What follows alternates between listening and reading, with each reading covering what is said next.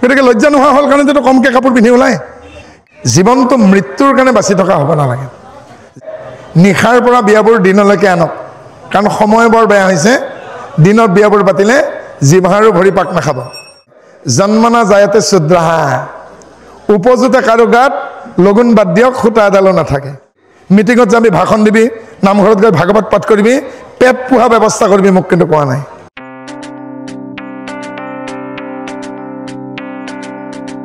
দশম স্কন্ধ অনুবাদ কৰোঁতে শংকৰদেৱে এটা অধ্যায়ত শৰৎ বৰ্ণনা দিছে। শৰৎকালটো কেনেকুৱা? শৰৎকালৰ আকাশ নিৰ্মল হয়, শৰৎকালৰ আকাশৰ পূৰ্ণিমা ফটফটীয়া, শৰৎকালত জোনাক স্নিগ্ধ হয়, শৰতৰ পূৰ্ণিমা অতি ৰমণীয়। আৰু শৰতৰ আকাশ যেনে ফটফটীয়া, শৰৎকালৰ পথাৰত বোকা নাথাকে। আহাৰ শাওনৰ পথাৰখনে বোকাবোৰ এৰি দি লাহে লাহে শৰতৰ কালত পথাৰখন শুকান হৈ পৰে। গোটেই জীৱনটো বহাগৰ পৰা চ'ত মাহৰ লগত আমি তুলনা কৰিব পাৰোঁ। আৰু সেয়া আপোনালোকে শংকৰদেৱে দশম স্কন্ধ অনুবাদ কৰোঁতে শৰৎ বৰ্ণ নামৰ যিটো অধ্যায় লিখিছে, এবাৰ পঢ়ি চাব। বহাগত বহাগ বিহু হয়, ৰঙৰ বতৰ, ৰঙালী বিহু বুলি কওঁ। সৰু সৰু ল'ৰা ছোৱালীবোৰৰ জীৱন আৰম্ভ খেল ধেমালিৰে, লাহেকৈ বিদ্যা আৰম্ভ হয়। কাৰণ আমাৰ জ্যেষ্ঠসকলে সদায় কয়, প্ৰথমেনা আৰ্জিতম বিদ্যা, দ্বিতীয়না আৰ্জিতম ধনম, তৃতীয়না আৰ্জিতম পুণ্যম, চতুৰ্থেনা কিং কৰিষ্যতি, চতুৰ্থেনা সৎসংগম আৰ্জয়তে। সৎসংগ অৰ্জন হৈছে। আৰু বিদ্যা আৰম্ভ হোৱাৰ লগে লগে আৰম্ভ হৈ যায় অনুশাসন। আৰু অনুশাসনহীন জীৱন উচ্ছৃংখল জীৱন। অনুশাসন অহাৰ লগে লগে তেওঁলোকে জীৱনত এটা উত্তাপ অনুভৱ কৰে, অলপ কষ্ট পায়। কাৰণ পঘাডাল ল'বলৈ দমৰাও কষ্ট পায়। দমৰাটো মুকলিকৈ দৌৰি ফুৰিবলৈ, চেকুৰি ফুৰিবলৈ বৰ ভাল পায়।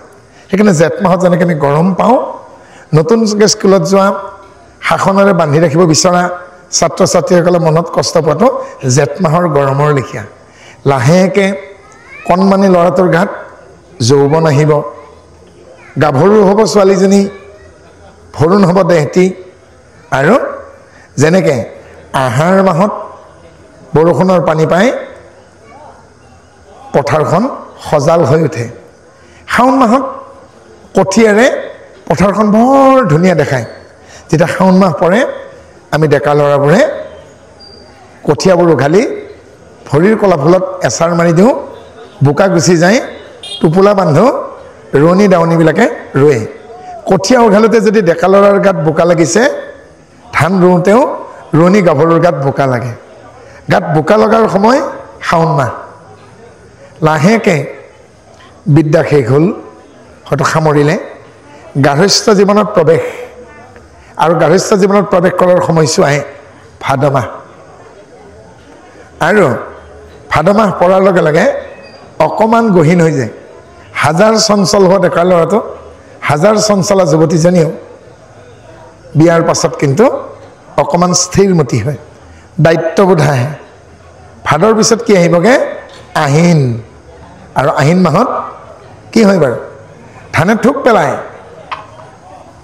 আৰু ইতিমধ্যে সংসাৰত সন্তান আহিব। তাৰপিছত কি আহিব? কাতি। কাতিত শৰ মাৰে। সেইকাৰণে কাতি মাহত ভীমকল কাটি কলাখাৰ কৰে। কিন্তু কাতি মাহত যদি আৰু আহিন মাহত যদি শেষৰ ফালে, কাতি মাহৰ শেষলৈকে ধানৰ গুৰিত যদি পানী নাথাকে, ধানবোৰ পতান হৈ যাব। ডাকে সেইকাৰণে কৈছে, আহিন কাতিত ৰাখিবা পানী, ৰজাই যেনেকৈ ৰাখে ৰাণী। ৰাণীক যেনেকৈ সুৰক্ষাৰে ৰজাই ৰাখে, টোপ এটা পৰিব নিদিয়ে, আহিন কাতিৰ সময়তেই আপোনালোকে সন্তানক বেয়া দৃষ্টিৰ পৰা আঁতৰাই ব্ৰহ্মচৰ্য কি বস্তু সেইখিনি সময়ত অভিভাৱকে বুজাই দিব লাগিব। শিক্ষাগুৰুৱে বুজাই দিব লাগিব, আদিগুৰু পিতৃ মাতৃয়ে বুজাই দিব লাগিব ব্ৰহ্মচৰ্য কি। জীৱনত যদি ব্ৰহ্মচৰ্য কোনোবাই ভংগ কৰিছে তেতিয়াহ'লে তেওঁক স্খলন বুলি কোৱা হয় আধ্যাত্মিকতাবাদত। আৰু অকণমান আগতে পতঞ্জল যোগ দৰ্শনৰ জৰিয়তে আমাৰ পিতৃস্বৰূপ হেমভাই আচাৰ্য বাপজনাই আপোনালোকক চিত্তৰ কথা ক'লে। মহাপুৰুষ মাধৱদেৱে নামঘোষাত 129 নম্বৰ ঘোষাত লিখিছে, তুমি চিত্ত বৃত্তি মৰ। ওপৰে ওপৰে চালে কিন্তু আমি একো বুজি নাপাম। বৃত্তি মানে পেচা হ'ব পাৰে। আপোনাৰ বৃত্তি কি?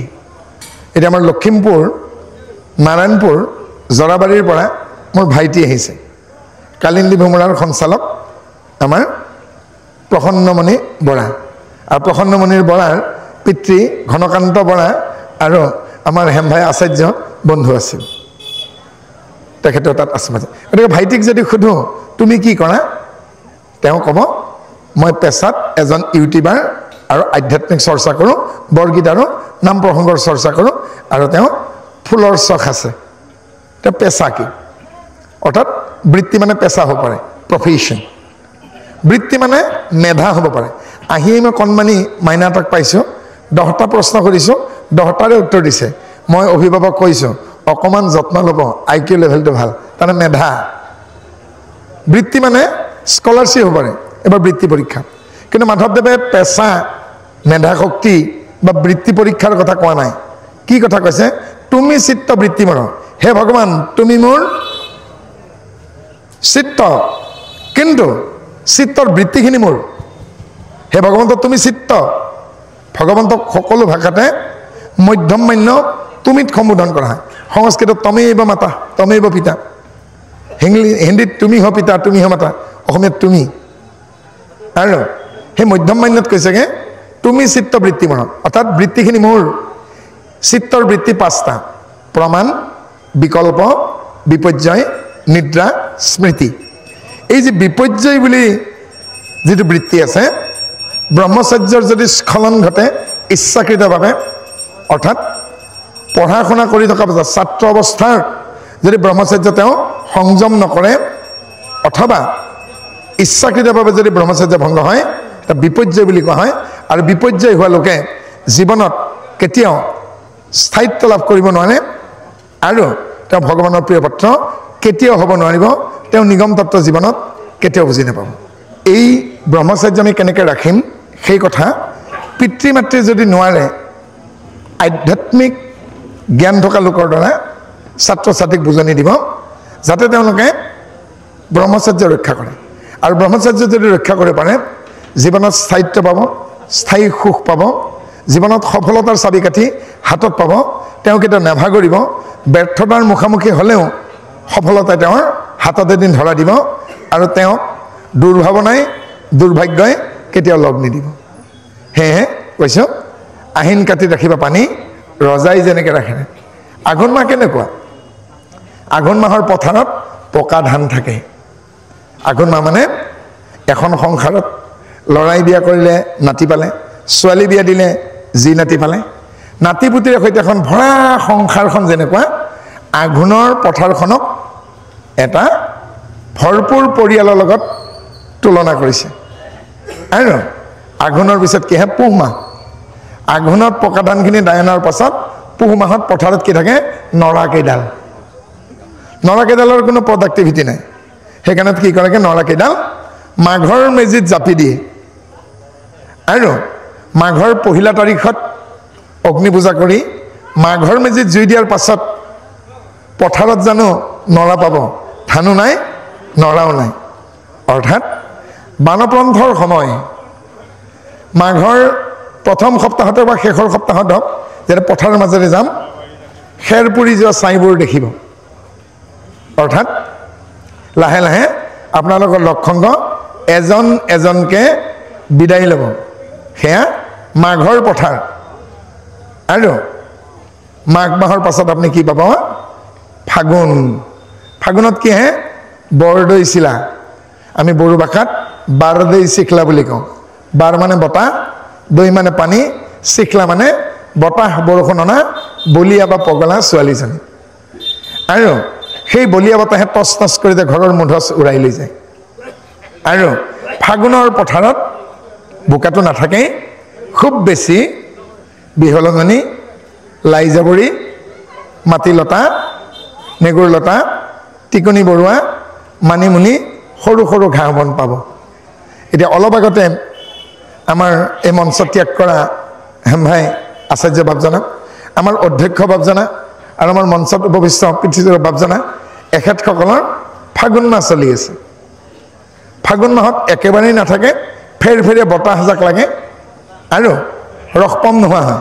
এতিয়া এখেতসকলৰ ৰস নাই, জিভাত পেটত ভোক নাই। ভাতমুঠিটো খায়, ৰুটিখনেতো খায়, চাহকাপটো খায়, খাব লাগে কাৰণে খায়। সোৱাদ কি পায় মই নাজানো, ধূপৰো গোন্ধ নোপোৱা হৈছে। এতিয়া এখেতসকলৰ এপেটাইটটো কমি যায়। এয়া হ'ল ফাগুন মাহ। আৰু যেতিয়া চ'ত মাহ হ'বগৈ, বিহলঙনিও মৰি যাব। চ'ত মাহৰ পথাল একেবাৰে কৰকৰীয়া, একেবাৰে শেষ অৱস্থা। জীৱনৰ শেষ দিনকেইটা চ'ত মাহৰ লগত তুলনা কৰিব পাৰি। তেনেদৰে শংকৰদেৱে দশম স্কন্ধ অনুবাদ কৰোঁতে শৰৎ বৰ্ণনে লিখিছে। আৰু শেষৰ দিনকেইটা কেনেকুৱা কৈছে, এজন মাছমৰীয়া মানুহে সন্তানটোক স্কুললৈকে লৈ গৈছে। স্কুললৈকে যোৱা পথত এটা পুখুৰীৰ কাষত এখন দলং, সেইটো পাৰ হৈ যাব লাগে। আৰু যাওঁতে দেখিলে হঠাৎ পুখুৰীৰ পানী কমি গৈছে আৰু মাছবোৰে কক বকাই আছে। আৰু তেওঁ এই বুলি মনতে ভাঙি গৈছে, সন্তানটোক স্কুলত থৈ আহোঁ আৰু মাছকেইটা ধৰি লৈ যাম। ৰ'দৰ তাপৰ কাৰণে তেওঁ মূৰত এখন পাগুৰিত গামোচা বান্ধি লৈ গৈছে। আৰু মাছমৰীয়াজনে আহোঁতে হাতেই দিয়ে খেপিয়াই পেলাই তেওঁ মাছকেইটা ধৰি ঘৰত আনিলে। গতিকে জীৱনৰ শেষ দিনকেইটা এই চ'তমহীয়া, ফাগুনমহীয়া খালৰ পানী কমি গ'লে বোকাময় পানীখিনিত কক বকাই থকা মাছকেইটাৰ দৰে আমাৰ জীৱনৰ শেষ অৱস্থাটো বুলি শংকৰদেৱে আমাক ধুনীয়াকৈ বৰ্ণনা দিছে। দুভাৰ জলত সূৰ্যৰ তাপত কমাই মৎস্য পাৰ, কুটুম্বী মনুষ্যে দুখৰণে দেখে পাৰ। সূৰ্যৰ তাপত পানী কমি যোৱা পুখুৰী এটাত মাতে যেনেকৈ মৃত্যুৰ সংকটত ভুগি কক বকাই থাকে, আমাৰ জীৱনৰ শেষ সময়ছোৱাও সেনেকুৱাই। আত্মীয় স্নেহৰ, আত্মীয় স্বজনৰ মৰম আদৰ নোপোৱা হয়, শ্ৰদ্ধা নোপোৱা হয়, মৰ্যাদা নোপোৱা হয়, সন্মান নোহোৱা হয়। আৰু সেইখিনি সময়ত এনেকুৱা লাগি যায় যেন মৃত্যুৰ কাৰণে বাট চাই আছে, কেতিয়া মৰিম কেতিয়া মৰিম। কিন্তু জীৱনটো মৃত্যুৰ কাৰণে বাচি থকা হ'ব নালাগে। জীৱন যাপন নহয়, জীৱন উদযাপন হ'ব লাগে। আচাৰ্য বাপজনাই ডাঙৰ কথা এটা কৈ গ'ল যে ভাগৱতৰ প্ৰথম স্কন্ধৰ প্ৰথম অধ্যায়ৰ প্ৰথম বাক্যৰ পৰা দ্বাদশ স্কন্ধৰ সামৰণি শেষ বাক্যলৈকে ৰাসেই ৰাস, ৰাসেই ৰাস, ৰাসেই ৰাস। অৰ্থাৎ ৰসো বৈশ ৰসা লব্ধানন্দ ভৱতি।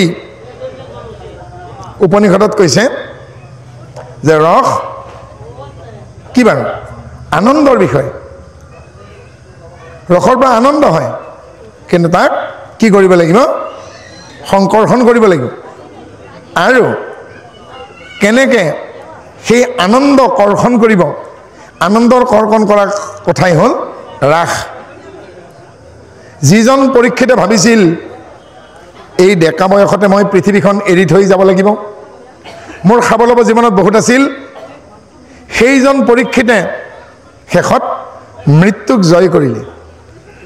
এডাল মৰা সাপেৰে আৰম্ভ হোৱা ভাগৱতখন এডাল জীয়া সাপেৰে পৰিসমাপ্তি ঘটিছে। আৰু শেষত খুকে খুলিছে, হে ৰাজন, আছে নেকি তোমাৰ মনত এতিয়াও কুণ্ঠাবোধ? যদি তোমাৰ মনত এতিয়াও মৃত্যুৰ প্ৰতি কুণ্ঠাবোধ আছে, তেতিয়াহ'লে মই পুনৰূপী দ্বাদশ স্কন্ধ ভাগৱত আকৌ এবাৰ ক'ম। ইতিমধ্যে ইংগিতেৰে আচাৰ্য বাপজনাই ভাগৱতৰ 10টা লক্ষণৰ কথা কৈ গ'ল। আৰু দ্বাদশ স্কন্ধ ভাগৱতৰ মূল 12টা কথা কৈ গ'ল। জীৱ, ঈশ্বৰ, মায়া, তৰণ, জ্ঞান, বিজ্ঞান, তদং, ৰহস্য, জাতি, দ্ৰব্য, গুণ, ক্ৰিয়া। দ্বাদশ স্কন্ধৰ মূল এই 12টা কথা। আৰু এই 12টা কথাৰ 10 নম্বৰ কথাটোৱে হ'ল দ্ৰব্য। কি দ্ৰব্য? এই দ্ৰব্যৰ বিষয়ে শুকদেৱক পিতৃ ব্যাসদেৱে সুধিছিল। ব্যাসদেৱৰ সম্পূৰ্ণ নাম কৃষ্ণ দৈপায়ন বাদাৰায়ণ বেদব্যাস গাৰ বৰণ কলা আছিল কাৰণে ব্যাসক কৃষ্ণ বুলি মতা হৈছিল দৈপায়ন হ্ৰদৰ মাজৰ দ্বীপত জন্ম হোৱাৰ কাৰণে তেওঁৰ নাম দৈপায়ন উপজি হেনো কথা কৈছিল সেইকাৰণে বাদাৰায়ণ বেদক জ্ঞানকাণ্ড আৰু কৰ্মকাণ্ড দুই ভাগত ভাগ কৰিছিল যি ৰেখাই এটি বৃত্তক সমানে দুভাগ কৰে তাকে ব্যাস বুলি কয় সেইকাৰণে তেওঁৰ নাম ব্যাস বাদাৰায়ণ কৃষ্ণ দৈপায়ন বেদাৰায়ণ এই ব্যাস এই মহাপণ্ডিত এই বিদগ্ধ ব্ৰাহ্মণজনে তেওঁৰ পুত্ৰ শুকক সুধিছে হেৰা বোপা দ্ৰব্য কি তুমি এবাৰ সমাজখন চাই আহা বোলে আৰু কিবা আছে পিতৃ বোলে তুমি ব্ৰাহ্মণ ক্ষত্ৰিয় বৈশ্য ক্ষুদ্ৰ সকলোৰে ঘৰে ঘৰে যাবা সন্তান উপজে কেনেকৈ চাবা আহি তুমি আকৌ সমাজক ক'বা গুচি গ'ল শুকদেৱ গৃহে গৃহে যাৰ ঘৰত সন্তান উপজিছে তাতেই সোমাইছে কেতিয়াবা এৰাতি গোহালিত আছে আৰু শেষত অভিজ্ঞতা পুষ্ট হৈ ভালে কেইদিনৰ পাছত শুকদেৱ ঘূৰি আহিছে উপা আহিলা আৰু সেইদিনা ব্যাসে বৈশম্পায়ন পৌল যাস্ক পাৰস্ক গুভিল আচ্ছালেন এনেকৈ 16জন শিষ্যক বেদ পাঠ কৰাই আছে তেওঁলোকক বুজাই আছে বোপাহঁত বেদৰ মন্ত্ৰৰ 4টা ভাগ গাতা হোতা উদ্গাতা ব্ৰহ্মা বেদৰ মন্ত্ৰ ৰাতিপুৱা সূৰ্যোদয়ৰ পৰা আৰম্ভ কৰি সূৰ্যাস্তৰ আগত গায়ন কৰিবা নিশা বেদৰ মন্ত্ৰ গায়ন নকৰিবা সন্ধিয়া হ'লে উপনিষদৰ শান্তি বাক্যৰে দিনটোৰ সামৰণি কৰিবা সেইকাৰণে আচলতে ভাৰতবৰ্ষত অতীতত আমি স্বয়ম্বৰ বিয়া যিবিলাক পাওঁ দিনত হৈছিল বিবাহ দিনত হৈছিল কাৰণ বিবাহত অতীতত বেদৰ মন্ত্ৰ ৰাতি গায়ন নকৰিছিল যেতিয়া বিদেশী শত্ৰু ৰজাবিলাকে ভাৰতবৰ্ষক আক্ৰমণ কৰিলে আৰু আক্ৰমণকাৰীৰ দৃষ্টি প্ৰথম ৰাজধানী দ্বিতীয় চকু তেওঁলোকৰ ধনসোণ তৃতীয় চকুৰো গাভৰু ছোৱালীকেইজনী কাৰোবাৰ শ্লীলতা হানি কাৰোবাক হত্যা নহ'লে লগত লৈ যাব বাধ্যত পৰি ভাৰতবৰ্ষই দিনৰ বিয়াবোৰ ৰাতি কৰিবলগীয়া হ'ল কিন্তু এতিয়াও দক্ষিণেতত তামিল তেলেগু মালায়ালম কন্নাৰ এই 4 জাতিয়ে নিশা বিয়া নাপাতে দিনত বিয়া পাতে আৰু মই ভাবোঁ পাৰিলে নিশাৰ পৰা বিয়াবোৰ দিনলৈকে আনক কাৰণ সময় বৰ বেয়া হৈছে দিনত বিয়াবোৰ পাতিলে জিভাৰো ভৰি পাক নাখাব ৰাতি বিয়াবোৰত জিভাৰো ভৰি পাক খাই বহুত অথন্তৰ ঘটে আৰু এনেদৰে ব্যাসে শিষ্যসকলক কৈ আছে যে দিনৰ ভাগত বেদৰ মন্ত্ৰ পাঠ কৰিবা গাতা হোতা উদ্গাতা ব্ৰহ্মা এয়া বেদৰ 4 ধৰণৰ মন্ত্ৰ আৰু এই মন্ত্ৰবোৰ নিৰ্দিষ্ট ছন্দত গাব লাগিব স্তূপ অনুস্তূপ ত্ৰিস্তূপ বৃহৎ পংক্তি গায়ত্ৰী এয়া হ'ল বেদৰ মূল গায়ন ছন্দ ইয়াৰ বাদে বেলেগ বেলেগ উপছন্দ আছে আৰু প্ৰত্যেক ছন্দক জানি ব্যাকৰণ জানি যিসকলে বেদ পাঠ কৰিব পাৰে তেওঁলোকৰ নাম হ'ল শ্ৰুতৰ্ষি অৰ্থাৎ শুনি শুনি বেদ মুখস্থ কৰে আৰু তেওঁলোকে ছন্দবোৰ জানে যেতিয়া 4খন বেদ মুখস্থ হৈ যাব কণ্ঠস্থ হ'ব বুজাব পাৰিব গোটেইকেইটা ছন্দৰ ওপৰত জ্ঞান আহিব ব্যাকৰণিক জ্ঞান আহিব তেতিয়া তেওঁৰ নাম হ'ব বেদান্ত বাচস্পতি বা চতুষ্পাঠী চতুষ্পাঠী বা বেদান্ত বাচস্পতি মানে ঋক খাম যজু অথৰ্ব 4খন বেদৰ বিষয়ে যিয়ে জানে ছন্দবোৰ জানে ব্যাকৰণত পাৰ্গত কাৰণ ব্যাকৰণত পাৰ্গত নহ'লে বেদ পাঠ কৰিব নোৱাৰিব যি পুথি পঢ়িলে এটি ভাষা শুদ্ধকৈ ক'ব বা লিখিব পাৰি তাকে ব্যাকৰণ বুলি কোৱা হয় গতিকে ব্যাকৰণত বুৎপত্তি নহ'লে আগম নিগম কল্প চৰুদয় মাৰ্গ ইতিহাস মীমাংসা ন্যায় নীতি ছন্দ জ্যোতিষ কল্প এই 14 শাস্ত্ৰ অধ্যয়ন কৰিব নোৱাৰিব আৰু এনেদৰে শিষ্যসকলক কৈ থকা সময়তে শুকদেৱ আহিল ভাল সময়ত আহি পেলাব বা এতিয়া কোৱাচোন তুমি কি দেখিলা হে পিতৃ ব্ৰাহ্মণ ক্ষত্ৰিয় বৈশ্য ক্ষুদ্ৰ মই 4 ধৰণৰ পৰিয়ালত প্ৰৱেশ কৰিলোঁ সন্তান জন্ম হোৱা চালোঁ তে কি দেখিলা মোক কোৱা হে পিতৃ ব্ৰাহ্মণে হওক বা ক্ষত্ৰিয় হওক বা বৈশ্য হওক বা ক্ষুদ্ৰ হওক যাৰ ঘৰতে সন্তান নহওক কোনো সন্তানে কিন্তু জন্মতে একো লৈ অহা নাই বোলে মানে উপযুক্ত সকলো নঙঠা নাঙঠ we are naked when he born তেতিয়া খুকে ক'লে সমাজক কি বুলি ক'বা তেতিয়া সমাজৰ উদ্দেশ্যে খুকে ক'লে জন্মনা জায়তে শুদ্ৰাহা উপযুক্ত কাৰো গাত লগুণ বাদ দিয়ক খুটা এডালো নাথাকে বোলে দ্বিতীয়তে কি গম পালা তুমি দ্বিজ কাক কয় বিপ্ৰ কাক কয় তেতিয়া খুকে কৈছে বেদ পথেইনে বিপ্ৰাহ স্বৰবৰ্ণৰ পৰা ব্যঞ্জন বৰ্ণলৈকে শিকি ব্যাকৰণ শিকাৰ পাছত যেতিয়া বেদপাঠ কৰিব পৰা হয় তেতিয়া তাক বিপ্ৰ বোলে বোলে দ্বিজ কাক কয় সংস্কাৰেণে দ্বিজঃ 16টা সংস্কাৰ বিবাহ গৰ্ভধাৰণ পুংখবন নিষ্ক্ৰামণ অখোজ শুদ্ধি চোলাকৰণ গণনি দীক্ষা শৰণ ভজন শ্ৰাদ্ধপিণ্ডলৈকে সনাতন হিন্দুৰ 16টা সংস্কাৰ আৰু ইয়াৰ ভিতৰত ব্ৰাহ্মণৰ বিপ্ৰৰ দ্বিজৰ সন্তান হ'লে উপযুক্ত সময়ত পিতৃ মাতৃয়ে পুৰোহিত মাতি আনি গুৰু মাতি আনি লগুণ দিয়নি কয় উপনয়ন বুলি কয় যজ্ঞসূত্ৰ বুলি কয় যজ্ঞপুপিত বুলি কয় ধৰ্মসূত্ৰ বুলি কয় আৰু যেতিয়া যজ্ঞপুপিত দিব তাকে বোলে হয় দ্বিজ বোলে দ্বিজ মানে কি দ্বি মানে দুবাৰ বা দ্বিতীয় জ মানে জন্ম দ্বিজত্ব প্ৰাপ্তি অৰ্থাৎ এটি সন্তানে ব্ৰাহ্মণ সন্তানে দ্বিজৰ সন্তানে বিপ্ৰৰ সন্তানে লগুণ লোৱাৰ পাছত তেওঁৰ দ্বিতীয় জন্ম হয় দ্বিজ বোলে ক্ষত্ৰিয় কি শস্ত্ৰ ধাৰেতি ক্ষত্ৰিয় ক্ষত্ৰিয়ৰ ঘৰৰ সন্তানটোৱে যেতিয়া মূৰত ক্ষীৰস্থান আত্মৰক্ষাৰ কাৰণে শৰীৰ ৰক্ষাৰ কাৰণে বুকে পিঠে কবচ চৰণত পাদুকা হাতত তৰোৱাল এহাতত ঢাল ল'বলৈকে সক্ষম হয় অস্ত্ৰচালনাত পাৰদৰ্শী হয় স্বদেশ জাতিৰ কল্যাণৰ কাৰণে ৰক্ষাৰ কাৰণে অস্ত্ৰ ধাৰণ কৰে তাকে ক্ষত্ৰিয় কয় বোলে বৈশ্য ব্যাপাৰে নে বৈশ্য এটকাত কিনি আনি 2 টকাত বেচিব না 4 টকাত বেচিব যিয়ে জানে হে হ'ল বৈশ্য বোলে ক্ষুদ্ৰ কাক কয় দক্ষতা আৰ্জনম ইতি শুদ্ৰহা ক্ষুদ্ৰ মানে খুকে পিতৃ কৈছে পিতৃ ক্ষুদ্ৰ মানে কিন্তু সৰু নহয় ক্ষুদ্ৰ মানে শিল্পী কমাৰ কহাৰ সোণাৰী মৰিয়া অৰ্থাৎ সৰ্থেবাৰীত কাঁহ নামৰ মিশ্ৰ ধাতুৰে যে কাঁহী বাতি বনায় তেওঁ কহাৰ কাঁহী তাকেই কয় কাঁহ নামৰ মিশ্ৰ ধাতুৰে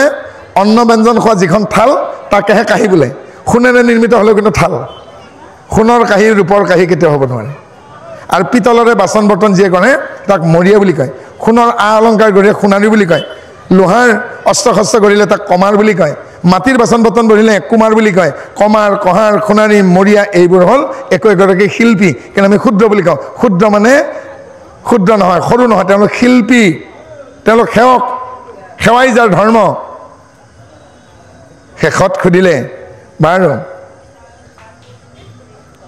বিপ্ৰ কোন দ্বিজ কোন ক্ষত্ৰিয় কোন ক্ষুদ্ৰ কোন মই গম পালোঁ ব্ৰাহ্মণ কাক কৰিব বা তেতিয়া সুখদেৱে পিতৃক কৈছে ব্ৰহ্মক জানন্তি ব্ৰাহ্মণ যে পৰম ব্ৰহ্মক জানিবলৈ সক্ষম হ'ল তেওঁই ব্ৰাহ্মণ তেওঁ কৈৱৰ্তৰ পৰাও ব্ৰাহ্মণ হ'ব পাৰে বোলে উদাহৰণ তেতিয়া কৈছে কুশাৰু নন্দন মৈত্ৰেয় ঋষিৰ পিতৃ কুশাৰু মাছমৰীয়া মানুহ আছে কৈৱৰ্ত কুলত জন্মি তেওঁ ব্ৰহ্মত্ব লাভ কৰি ব্ৰাহ্মণ হ'ল ক্ষত্ৰিয়ৰ পৰা ব্ৰহ্মত্ব লাভ কৰি বিশ্বামিত্ৰ ব্ৰাহ্মণ হ'ল বিশ্বামিত্ৰ কিন্তু ক্ষত্ৰিয় আছিল গতিকে ব্ৰহ্মত্ব কিহত নিৰ্ভৰ কৰে তেতিয়া সুখদেৱে কৈছে হে পিতৃ আৰু হে সজ্জনসকল ব্ৰহ্মত্ব পিতৃত মাতৃত অভিভাৱকত শিক্ষাত বৰ্ণত ৰূপত গুণত গোত্ৰত উপাধিত বিদ্যাত আধিপত্যত নিৰ্ভৰ নকৰে অৰ্থাৎ ব্ৰাহ্মণৰ পুত্ৰ ব্ৰাহ্মণ নহ'বও পাৰে যদি ব্ৰহ্মত্ব অৰ্জন নকৰে অৰ্থাৎ ব্ৰহ্মত্ব প্ৰাপ্তিৰ বাবে উপাধি শিক্ষা দীক্ষা শৰণ ভজন তেওঁৰ ৰূপ তেওঁৰ উচ্চতা তেওঁৰ গাৰ বৰণ ক'ত পঢ়িলে পিতৃৰ গোত্ৰ কি মাতৃৰ গোত্ৰ কি তেওঁৰ উচ্চতা কি নিষ্প্ৰয়োজন ব্ৰহ্মক জানন্তি ব্ৰাহ্মণ যে ব্ৰহ্মক জানিবলৈ সক্ষম হ'ল তেওঁই ব্ৰাহ্মণ ব্ৰাহ্মণ কিন্তু পিতৃৰ পৰা পুত্ৰ হোৱা অসম্ভৱ। সেইকাৰণেই শংকৰদেৱে নিজ পুত্ৰক ধৰ্মৰ ভাৰ নিদি উপযুক্ততাৰ ওপৰত ভিত্তি কৰি মাধৱদেৱক দি গ'ল। যাৰ কাৰণে মাধৱদেৱে লিখিব লগা হ'ল, কি লিখিলে যে শ্ৰী যশ দান মান ভূত দায়া সবগুণ সম্পন্ন ঠিক ভকতক ভকতি দানে কৰু গুৰু দায়া তনে অধিক। তেওঁ ভকতক নিজৰ পুত্ৰতকৈ অধিক ভাল পাইছিল। কিমান উদাৰ হে ব্ৰাহ্মণ কোন তাকো সুখদেৱে পিতৃক কোৱাৰ চলেৰে আমাক কৈ গ'ল। গতিকে আমি এই সঁচা কথাবিলাক যেতিয়া জানিম, জাতি অজাতি SC ST OBC MOBC এইবোৰ নোহোৱা হ'ব। মইতো অনুৰোধ কৰোঁ এই জাতি জনজাতি ৰাজনীতি এৰি কেৱল BPLটো ৰাখি থওক, বিল' প্ৰভাৰ্টি, অৰ্থাৎ উপাধি যিয়েই নহওক, জাতি জনগোষ্ঠী যিয়ে নহওক, শৰ্মা হ'ব পাৰে, গোস্বামী হ'ব পাৰে, ভট্ট হ'ব পাৰে, খাখলাৰী হ'ব পাৰে, তেওঁৰ যদি অৰ্থনৈতিক অৱস্থা বেয়া তেতিয়াহ'লে চৰকাৰীভাৱে তেওঁক সাহাৰ্য দিয়ক। আৰু বাকীবোৰ মই ভাবোঁ অহেতুক খৰচ হৈ আছে, অহেতুক খৰচ হৈ আছে। গতিকে এইবোৰ কথা হয়তো বুজি নাপায়, কোনোবাই হয়তো মোক গুলিয়াই দিব পাৰে, মোৰ আপত্তি একো নাই। মোক গুলিয়াই দিয়ক, ডিঙিটো কাটি লৈ যাওক, মোক ৰান্ধি পেলাই খাৰ খাওক, হাতীৰে গছকে মাৰক, সঁচা কথা কৈয়ে যাম। কাৰণ যেতিয়া মোক শৰণ দিছিল, ভজন দিছিল অচ্যুত মিশ্ৰই, এই বুলি কোৱা নাছিল মিটিঙত যাবি ভাষণ দিবি, নামঘৰত গৈ ভাগৱত পাঠ কৰিবি, পেট পোহা ব্যৱস্থা কৰিবি, মোক কিন্তু কোৱা নাই। অৰ্থাৎ মিটিঙত ভাষণ দিয়া, নামঘৰত গৈ ভাগৱত পাঠ কৰা মোৰ জীয়াই থকাৰ এয়া কিন্তু ব্যৱস্থা নহয়। মই নিজকে শিল্পী বুলি কেতিয়াও নকওঁ, নামৰ আগত কেতিয়াও ডক্টৰেট নিলিখোঁ, জীয়াই আছোঁ কাৰণে শ্ৰী লিখোঁ, মা দেউতাই দিয়াৰ কাৰণে দীপক নামটো লিখোঁ, বড়ো জনগোষ্ঠীৰ সেইকাৰণে মই জাতিগত উপাধিটো পিছফালে লিখি থৈ দিছোঁ, কিন্তু মই নামৰ আগত কেতিয়াও ডক্টৰেট লিখা নাই। কাৰণ শংকৰদেৱে ইউনিভাৰ্চিটিত যোৱা নাছিল, PhD কৰা নাছিল, 6খন নাটক লিখিছিল, তেওঁ লিখা নাটক কিন্তু আমেৰিকাৰ মানে ইংলেণ্ডৰ ইউনিভাৰ্চিটিত লাগে। ৰঘুনাথ চৌধুৰী ক্লাছ 8 অষ্টমমান শ্ৰেণীলৈকে পঢ়িছিল, তেওঁ লিখা কবিতা কিন্তু ইউনিভাৰ্চিটিত লাগে। যাদৱ পায়েঙে কিমান পঢ়িছিল আপোনালোকে জানে, ইংৰাজী ক'ব নোৱাৰে, গোটেই পৃথিৱীত ঘূৰি ফুৰে, ইংলেণ্ড আমেৰিকাৰ বিশ্ববিদ্যালয়ত যাদৱ পায়েঙৰ বিষয়ে পঢ়োৱা হয়, অসমীয়াতে ভাষণ দিয়ে, তেওঁ যিবিলাক মৰুভূমি সদৃশ ঠাইত গছপুলি ৰুলে, এতিয়া বাঘে ঘোঙে ফুৰি ফুৰিছে, চাইকেলখন নাৱেৰে লৈ গৈ তাৰ মাজতে গ'লে বাঘেও তেওঁক ৰাস্তা এৰি দিয়ে, হয়নে? গতিকে মই ভাবোঁ তেওঁ এজন ব্ৰাহ্মণ। গতিকে সেই সুখদেৱে যিয়ে বস্ত্ৰ পিন্ধি জনক ৰজাৰ গৃহলৈ গৈছিল, কিন্তু ঘূৰি আহোঁতে যেতিয়া ভাগৱতখন মূৰত লৈ আহিছে, তেতিয়া কিন্তু সাধাৰণ মানুহে সুখদেৱৰ গাত বস্ত্ৰ দেখা নাই। সুখদেৱে আছিল ভক্তিত প্ৰথম স্নাতক। এইটো যদি মোক অধ্যক্ষ বাপজনে মোক সোধে, বোপা তুমি কি পঢ়িছা, মই তেতিয়া ক'ম বোলে মই কটন বিশ্ববিদ্যালয়ৰ পৰা ভাষা সাহিত্য আৰু ভাষা বিজ্ঞানত স্নাতকোত্তৰ ডিগ্ৰী লৈছোঁ, এবাৰ ভাষা সাহিত্যত, এবাৰ ভাষা বিজ্ঞানত। মণিপুৰৰ ৰিমছ ইউনিভাৰ্চিটিৰ পৰা মই AIDS ডিপাৰ্টমেণ্টৰ ব্লাড ছেকশ্যনত অমুক কৰিছোঁ, ৰাজস্থানৰ কটা ইউনিভাৰ্চিটিৰ পৰা বোলে মই নিউট্ৰিশ্যনত কৈছোঁ। যেতিয়া মই তেওঁক সুধিব মই তেতিয়া ক'ম, হয়নে? ঠিক সেনেকুৱাকৈ এতিয়া যদি বাপে সোধে বাৰু তুমি স্নাতকোত্তৰ পৰ্যায় পাছ কৰিছা, কিন্তু স্নাতক মানে কি, অধ্যক্ষ বাপজনে যদি সোধে, তেতিয়া স্নাতক শব্দটো কেনেকৈ হৈছে, স্নান যুগ তৰ্পণ যুগ ইক প্ৰত্যয় লগ লাগি স্নাতক শব্দটো হৈছে। অৰ্থাৎ যিয়ে পানী নোহোৱাকৈ গা ধুব জানে, ফুল তুলসী দুবৰি নোহোৱাকৈ পিতৃ মাতৃক তৰ্পণ কৰিব পাৰে 21 বৰ্ষত, তেওঁ স্নাতক। পানী নোহোৱাকৈ গা ধুব লাগিব, ফুল তুলসী দুবৰি নোহোৱাকৈ 21 পুৰুষক তৰ্পণ কৰিব লাগিব, সেইজন স্নাতক। কোনে কৈছিল? মই কোৱা নাই, জনক ৰজাই কৈছিল। হেৰা ব্যাসৰ পুত্ৰ আহা। আৰু সুখদেৱে নদীৰ পাৰত জনক ৰজাক পিতৃয়ে লিখা ভাগৱত দিলে, বোলে কি কৰিব লাগে, বোলে পিতৃয়ে এক ৰচনা কৰিলে, ক'ৰবাত ভুল ক্ৰুটি হৈছে নেকি এইখিনি আপুনি প্ৰুফ ৰিডিং কৰিব লাগে। বাৰু এতিয়া তুমি কি কৰিব বিচাৰা? বোলে মই পৰিশ্ৰান্ত হৈছোঁ, ভাগৰুৱা হৈছোঁ, মই গা ধুম। গাত থকা কপিনখন পাৰত দলি মাৰি দি সুখদেৱে গা ধুলে। আৰু জনক ৰজাই পৰীক্ষা চালে, মায়েৰে জুই লগাই দিলে, সুখদেৱে য'ত কাপোৰখন দলিয়াই থৈছিল সেইখন জুই লাগু লাগু। আৰু জুবুৰা মাৰি যেতিয়া ওপৰলৈকে উঠি আহিল, সুখদেৱে ভাবিলে মই কাপোৰখন আনি পিন্ধি লজ্জা নিবাৰণ পৰিধান কৰোঁ, তেতিয়া কাপোৰখন জুয়ে পুৰি যাওঁ।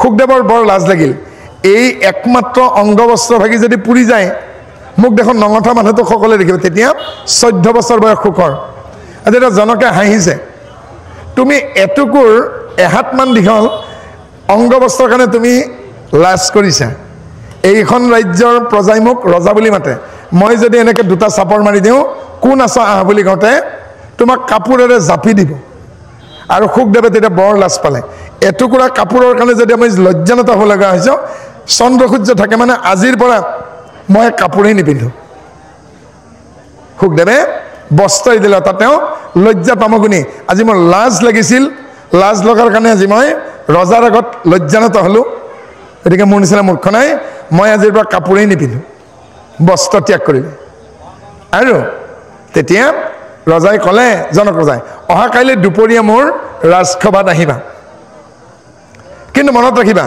যি দেখিবা সেয়া সঁচা নহয় সকলো উজ্জ্বল হালধীয়া বস্তু কিন্তু সোণ নহয় আৰু দুপৰীয়া ৰাজপ্ৰসাদত সোমাই যাওঁতে জনক ৰজাই বহি আছে আমাৰ সভাপতি বাপজনে বহি থকা দি বাওঁ হাতেৰে গাভৰু ছোৱালী এজনীৰ কান্ধত বাওঁ হাতখন থৈছে আৰু সোঁ হাতেৰে এটা পাত্ৰৰ পৰা জুইৰ এঙাৰ কিছুমান ভক্ষণ কৰি আছে আৰু সুখদেৱে দেখি ৰাজসভাৰ পৰা দৌৰ মাৰিলে বোলে মই কি পাল্লাত পৰিলোঁ সোঁ হাতেৰে জুইৰ এঙাৰ জ্বলন্ত এঙাৰ কিছুমান ভক্ষণ কৰি আছে আৰু বাওঁ হাতেৰে নাঙত ছোৱালী এজনীৰ গাত হাতখন থৈছে আৰু সৈন্যক কৈছে ৰজাই ধৰি আন সেই ব্ৰাহ্মণৰ সন্তানক আৰু সুখদেৱক যেতিয়া ধৰি অনা হ'ল সুখদেৱে চকু মুদি হাত থৈ পেলাইছে ৰজাই কৈছে কালি মই কি কৈছিলোঁ যি দেখিবা সেয়াই সঁচা নহয় তেতিয়া কাৰেণ্ট নাছিল নাহৰ গুটি জ্বলাই থৈছিল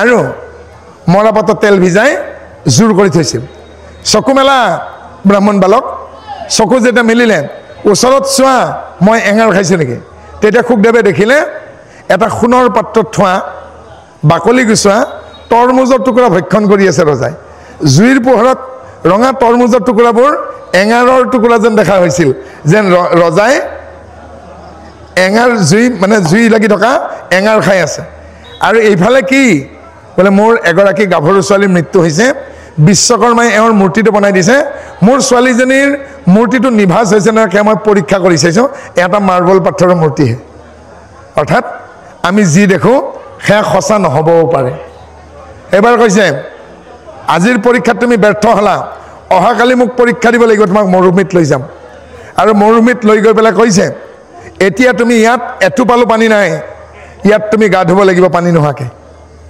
আৰু তোমাৰ পিতৃৰ ফালৰ পৰা 7 পুৰুষ পিতৃ মাতৃ ককা দেউতা ককাই আইতা আজু ককা আজু আইতা পিতামহ পিতামহী প্ৰপিতামহ প্ৰপিতামহী মাতামহ মাতামহী প্ৰমাতামহ প্ৰমাতামহী এনেকৈ পিতৃকুলৰ পৰা 7 পুৰুষ পিতৃৰ মাতুল বৰ্গৰ পৰা 7 পুৰুষ আৰু মাতৃৰ ফালৰ পৰা 7 পুৰুষ এই 21 পুৰুষৰ তুমি তৰ্পণ কৰিব লাগিব কিন্তু তোমাৰ ফুল তুলসীৰ দুবৰি একো নোপোৱা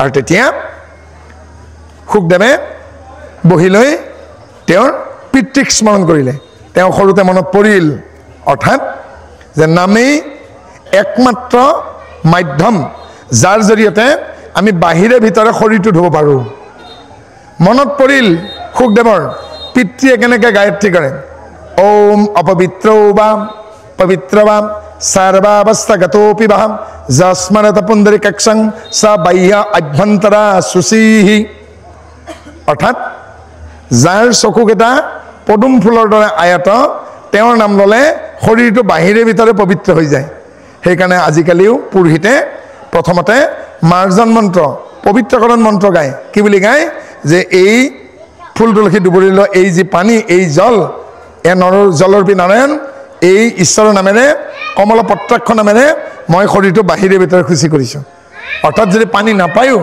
ঈশ্বৰৰ নাম লোৱাৰ লগে লগে আপোনাৰ শৰীৰটো পবিত্ৰই হওক বা অপবিত্ৰ হওক বাহ্য অভ্যন্তৰ ভিতৰে বাহিৰে খুচি হ'ব সেইকাৰণে শাস্ত্ৰত লিখা হ'ল ঈশ্বৰৰ নাম ল'লে কি কয় যে বাহ্য শুদ্ধি হয় মাটি পানী লৈ শৰণ ভজন লোৱা লোকে গায়ত্ৰী কৰা লোকে মাটি পানী লৈ শৌচ পেচাব কৰাৰ পিছত শুদ্ধি হয় ৰাগ নাথাকিলে আভ্যন্তৰী হৈ শুদ্ধি হয় লোভ যেতিয়া নাথাকিব কামনা যেতিয়া নাখাওয়া হ'ব ডিজায়াৰলেছ যেতিয়া হ'বগৈ তেওঁ যেতিয়া ৰাগবিহীন হৈ যাব আৰু তেওঁ তেতিয়া মুনি হৈ পৰিব কেতিয়া মুনি হ'ব বাৰু 7 তৰপৰ ঋষি আছে মন্ত্ৰদ্ৰষ্টা ঋষি যিয়ে বেদৰ মন্ত্ৰবোৰ ৰচনা কৰিছে তেওঁ মন্ত্ৰদ্ৰষ্টা ঋষি যিজন ঋষি স্বৰ্গত থাকে তেওঁ দেৱৰ্ষি দেৱতাৰ সমাজত থাকে অখিল দেৱল লোমস বটদ্ৰৱা নাৰদ এই পাঁচজন দেৱতাৰ ঋষি দেৱৰ্ষি ৰজা আৰু ঋষিও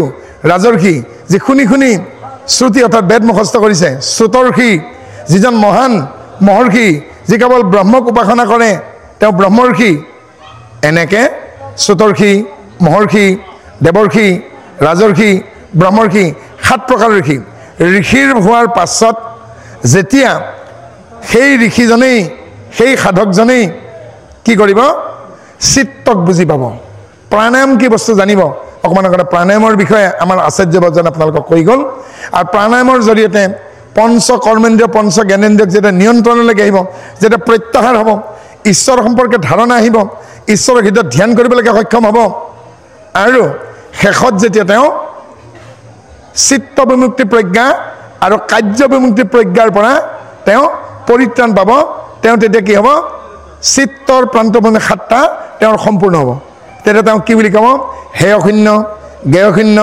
হেতুশূন্য প্ৰাপ্তিশূন্য প্ৰাকাম্যশূন্য চিকিৎসাশূন্য গুণলীনতা অসমীয়া ভাষাত ক'বলৈ হ'লে যাৰ আৰু দেখিবৰ একো বাকী নাই যাৰ আৰু জানিবৰ একো বাকী নাই যাৰ আৰু বুজিবৰ একো বাকী নাই যাৰ আৰু পাবলৈ একো বাকী নাই যাৰ আৰু পোৱাৰ সম্ভাৱনা একো নাই যাৰ আৰু হেৰুৱাবৰ একো বাকী নাই তেওঁ আৰু এই পৃথিৱীত আমাৰ দলে লেলাত ভুঞ্জিবলৈ আহাৰ দৰকাৰো নাই হেয়শূন্য হেতুশূন্য প্ৰাপ্তিশূন্য প্ৰাকাম্যশূন্য চিকিৎসাশূন্য জ্ঞেয়শূন্য গুণলীনতা এয়া চিত্তৰ এতিয়া চাওক মই বড়ো সমাজৰ পৰা আহিছোঁ মোৰ উপাধি ব্ৰহ্ম নাম যিয়েই নহওক আমি নিজৰ ভাষাত নিজৰ পৰিয়ালৰ কথা মাত কওঁ এতিয়া মই কিন্তু দ্বিতীয় ভাষাটোৰে আপোনালোকৰ লগত মই কথা পাতি আছোঁ মই যদি আমাৰ নিজৰ বড়ো ভাষাটোৰ উপৰিও অসমীয়াক মাতৃভাষাবিলাকে জ্ঞান নকৰিলোহেঁতেন অসমীয়া ব্যাকৰণ যদি মই নপঢ়িলোহেঁতেন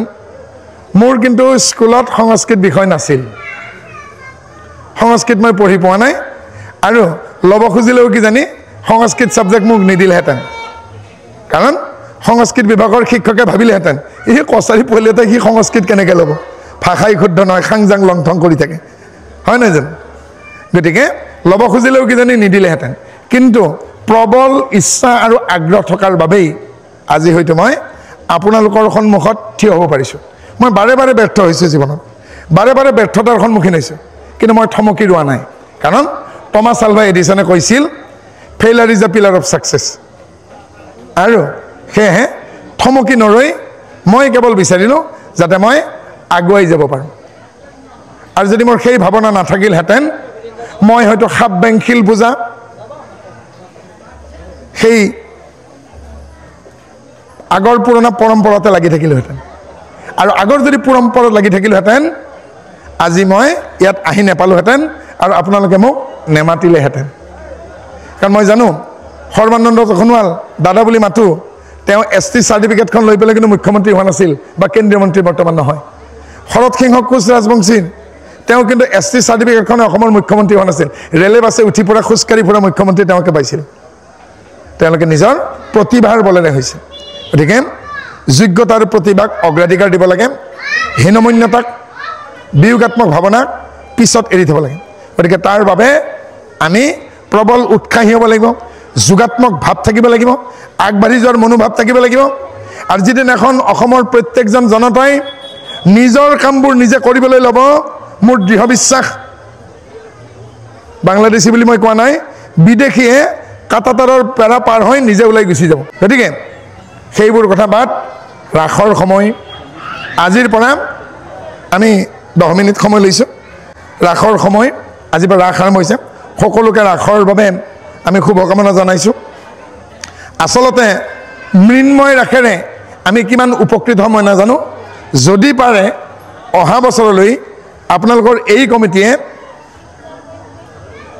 জীৱন্ত ৰাস কৰক মহাৰাস কৰক তেতিয়া ল'ৰা ছোৱালীবিলাকৰ অনুশীলন হ'ব শৰীৰম আদ্যম চলো ধৰ্ম সাধনম কেৱল ঔষধে বেমাৰ ভাল কৰিব নোৱাৰে যদি আপোনালোকৰ নিজৰ চেষ্টা নাথাকে আৰু নিজৰ যদি চেষ্টা থাকে আজি আমাৰ অলপ আগতে অহা আচাৰ্য বাপজনাই যেনেকৈ ঔষধৰ ঠাইত প্ৰাণায়াম কৰি পেলাই শৰীৰটো নিৰোগী কৰি ৰাখিছে, সেনেকৈ নিৰোগী হৈ থাকিব পাৰিব যদি প্ৰাণায়াম কৰে। কাৰণ এই মৃন্ময় ৰাস, মৃন্ময় মানে মূৰ্তি, কেইটামান মূৰ্তি বনাই পেলাই ল'ৰা ছোৱালীবিলাকক দেখুৱাইছে যে এয়া এনেকুৱা এনেকুৱা লীলা কৰিছিল। তাতকৈ যেতিয়া সেই কামখিনি আমি জীৱন্তভাৱে নিজে শাৰীৰিকভাৱে কৰিম, বৰগীত ভাঁহি আহিব, এজনে কৃষ্ণৰ ভাও ল'ব, 85জনী গোপীৰ ভাও 85জনী ছোৱালীয়ে পাব। ইয়াত কি সুন্দৰী সুন্দৰী গাভৰুৰ অভাৱ আছে নেকি?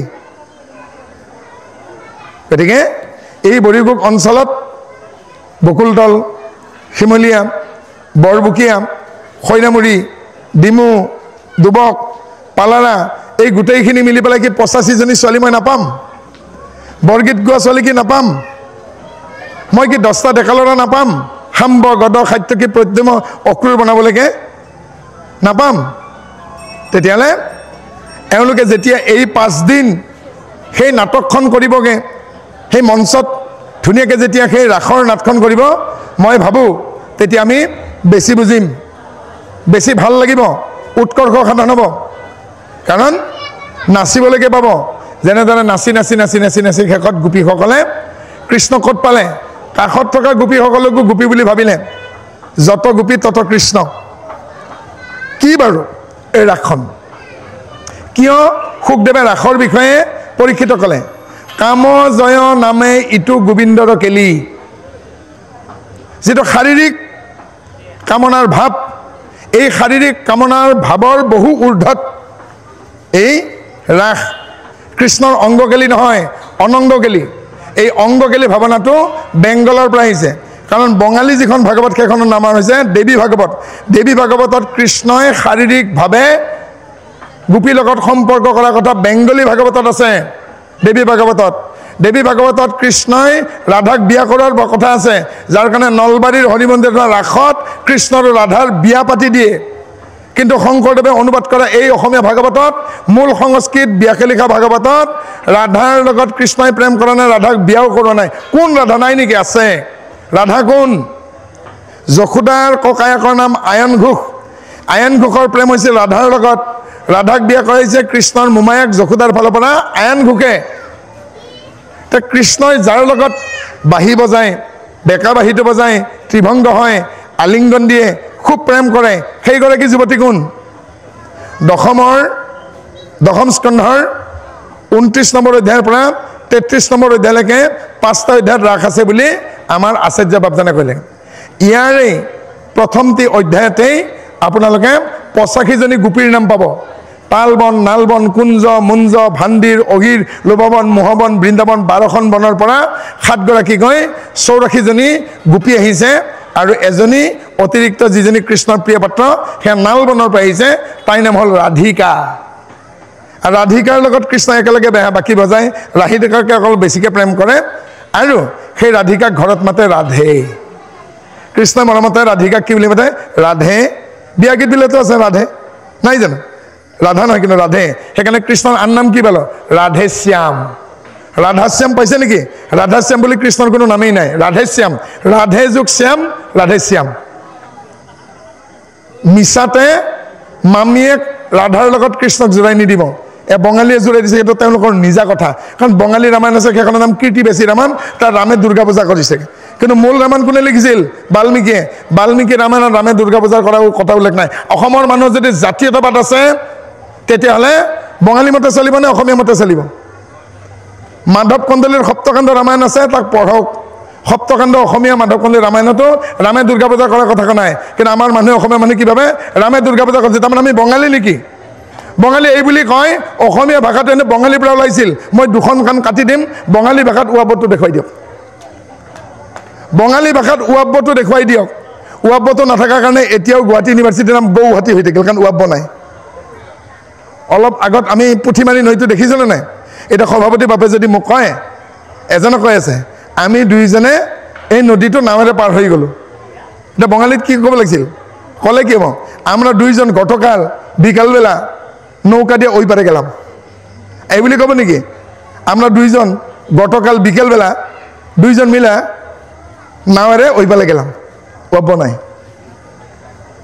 গতিকে যদি মাকৰ তাতে আপত্তি নাই জীয়েকৰ তাত কেনেকৈ আপত্তি আহিব সংস্কৃতৰ পৰা মাগধী প্ৰাকৃত পৰা বঙালী ওলাইছে উড়িয়া ওলাইছে মৈথিলী ওলাইছে আৰু অসমীয়া ওলাইছে সেইকাৰণে মাকজনী একে হোৱাৰ কাৰণে তেওঁলোকে দাবী কৰে বঙালী ভাষাৰ পৰা বুলি অসমীয়া ওলাইছেগৈ বঙালীৰ পৰা ওলোৱা নাই মাগধী প্ৰাকৃত মা সংস্কৃত আইতা অধ্যয়ন নোহোৱা মানুহবিলাকে কি কৰেগৈ এই মগজুত গোবৰ থকাবিলাকে কেৰাচিন তেলেদি ফুৰণ মাৰে পুতেকে খাইছিল চৰ্বত মই কোম্পানীৰ নামটো নকওঁ বটলটো আছিল নীলা খালী পাই গ'ল বটলটো বাপেকে আনিলে কেৰাচিন নামঘৰৰ খুটা খাইছে উয়ে আৰু থৈ দিছিল ভুলতে পাকঘৰত মাকে মোবাইল চাই দাড়ি ফুৰণ দিওঁতে ভাবিলে ইউ তেলৰ বটল সিউ তেলৰ বটল দিলে কেৰাচিন তেল ঢালি তলতো জুই ওপৰতো জুই পাইছে বুজি কেৰাচিন তেলেৰে দালি পূৰণ দি আছে এতিয়া গতিকে পৰৰ পিঠাৰে আলহী নুসুধিব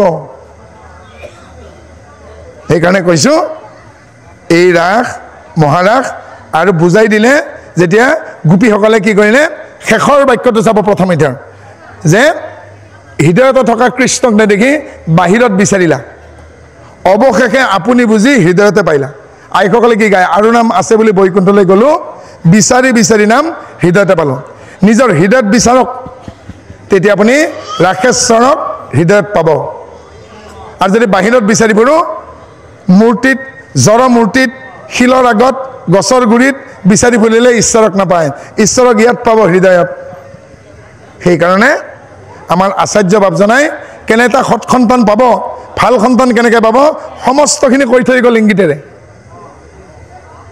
পিতৃ আৰু মাতৃৰ যদি দিব্য নহয় সন্তান কেনেকৈ দিব্য হ'ব এতিয়া আপোনালোকে আমাৰ আগত বহি আছে আমি মঞ্চত আছোঁ এই মঞ্চ আৰু দৰ্শকৰ মাজত যিটো পাৰ্থক্য এই পাৰ্থক্যটোকে নান্দনিক দূৰত্ব বুলি কয় এস্থেটিক ডিষ্টেঞ্চ আৰু এই নান্দনিক দূৰত্বত নান্দনিক সৌন্দৰ্য উপজে নান্দনিক সৌন্দৰ্যৰ মাজত কি থাকে দয়া পৰোপকাৰ মৰ্যাদা শ্ৰদ্ধা ক্ষমা হয়নে এথিক্স ডেডিকেশ্যন লয়েলটি হয়নে পলাইটনেছ ডিচিপ্লিন মেনাৰ্ছ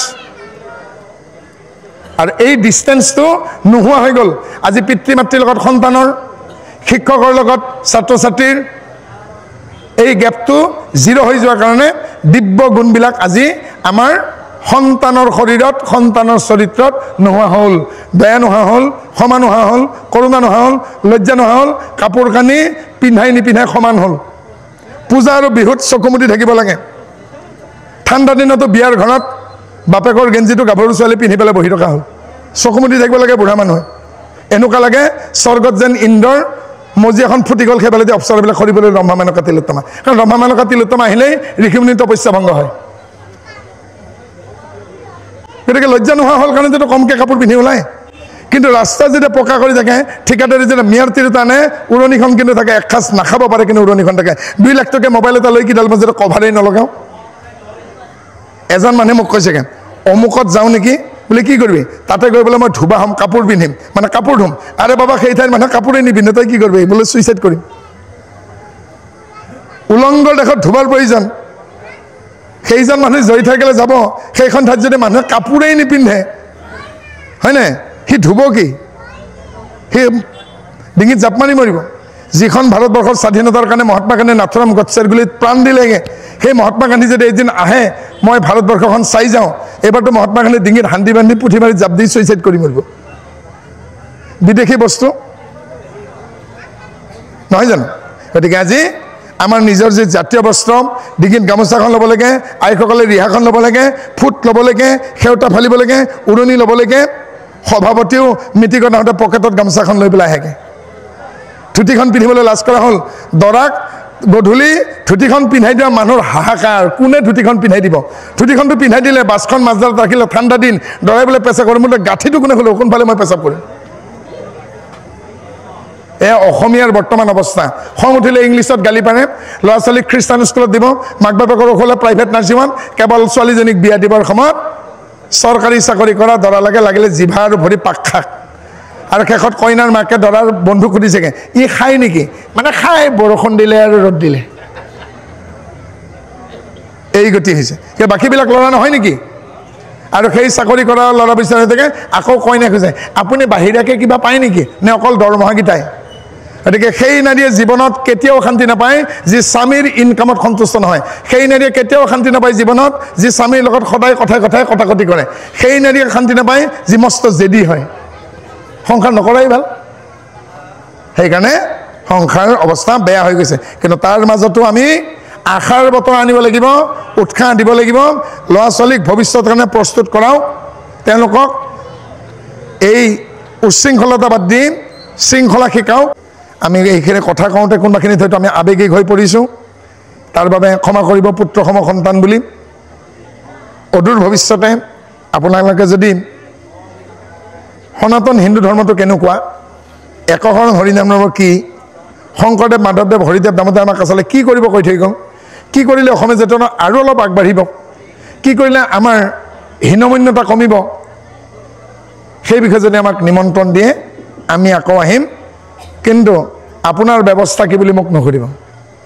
মোৰ নিজা গাড়ী নাই, এজন ভকতক কৈ পেলাই তেওঁলোকৰ গাড়ীৰে মই আহিছোঁ। মই গাড়ী চলাবও নাজানো আৰু নিকিনিও। ৰেলে বাছে যিমান দূৰলৈকে মই যাব পাৰি যাম, গাড়ী নাপালে মই দৰকাৰ খোজকাঢ়ি যাম। গতিকে আপোনালোকক যদি কিবা সহায়ৰ প্ৰয়োজন হয় আমি আকৌ আহিম। গতিকে এই ৰাসৰ মহাসভালৈকে অহা সমস্ত জনলৈকে আমি প্ৰণিপাত জনাইছোঁ। শেষত এই যুদ্ধ বিধ্বস্ত অসুখীয়া পৃথিৱীখনত যুদ্ধ বংশ হওক, চৰাইবোৰে উৰিবলৈ এখন আকাশ পাওক, জিৰাবলৈ গছৰ ঠানি এটা পাওক, খাবলৈ খুটকণ পাওক। আপোনালোকে যেতিয়াই ব্ৰেকফাষ্ট কৰিব, লাঞ্চ কৰিব, ডিনাৰ কৰিব, এবাৰ ভাবিব মইতো এমুঠি পাইছোঁ, কোনো যাতে লঘোণে নাথাকক। গা ধুই উঠি যেতিয়া লজ্জা নিবাৰক কাপোৰখনেৰে আপুনি ধাৰি লাগিব, সেয়ালৈকে শাৰী হওক, মেখেলা চাদৰ হওক বা গামোচাখনে হওক, যেতিয়া বস্ত্ৰ পিন্ধিব আপুনি ভাবিব কেৱল দ্ৰৌপদীক দিলেই নহ'ব, সন্যাসীবিলাকক বাদ দি কাকো আপুনি উলংগ কৰি নাথাকিব, লাজ ঢকা কাপোৰখন দিব। ভোকৰ ভাত মুঠি পিয়াহৰ পানী টিপিৰ জাতি নাই। গতিকে আহক উপনিষদৰ বাক্যৰে পৃথিৱীত যাতে শান্তি হওক, যুদ্ধ বিগ্ৰহ বন্ধ হওক, সকলো নিৰোগী হওক, সকলো সুখী হওক, তাৰে প্ৰাৰ্থনা কৰোঁ। সহেনো বাবাতু সহেনো ভুনাক্তু সহে বীৰ্যং কৰ্বাৱহিম তেজস্বিনায় বধিতমস্তু বিসাৱহিম সর্বে ভবন্তু সুখিনম সর্বে সন্তু নিরাময়াম মা কচ্ছুৎ দুঃখভাৎ ভবেৎ असतो मा सत्गमयम तमसो मा ज्योतिर्गमयम मृत्यु मा अमृतम गमयम। ओम शांति शांति शांति। कृष्ण भगवान से कृष्ण किमते भक्ति करिब तुमात हरि हरि हरि।